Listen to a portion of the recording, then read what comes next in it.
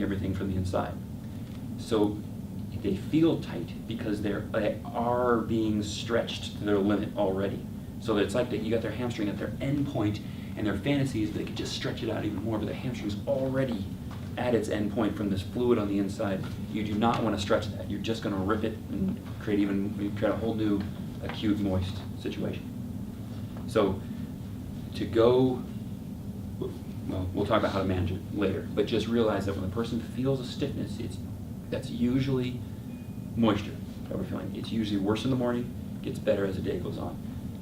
So in the morning, all of us, because we're lying down, we don't have gravity squeezing through our bodies, we're not moving very much, the fluid will pool, and so it's worse when we first wake up in the morning. Then you get up, and as you start walking around, as you start being active, you're pumping through your body, you're pumping the fluid out of there, and it feels much better as the day goes on.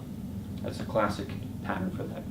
And if you start listening to people, you'll hear everyone screaming, they have fluid, they have fluid, they have fluid. I mean, it's just more, like half the people who come in, especially that don't get better, they have not got better for years, is because of the fluid in there. And no one, they're not managing the fluid. No one has listened to that and heard that and is trying to manage the fluid. So is that part of inflammation? It's inflammatory fluid, and this is a weird thing because the research calls it inflammatory fluid, but it is not necessarily in the inflammatory stage of things. So inflammatory fluid can last for decades afterward. It's the difference between acute and chronic. There's the hot moist, then there's the moist, then there's the cold moist. Okay. All of those are moist. All of those are actually called inflammatory fluid in the research. So it's kind of confusing. You think inflammation is only at the beginning, but that fluid is in there forever. So that's the usual moist pattern.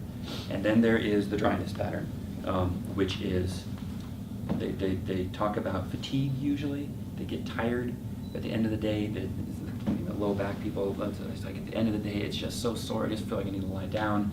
It's achy, but fatigue is almost always part of that picture, and it gets worse as the day goes on.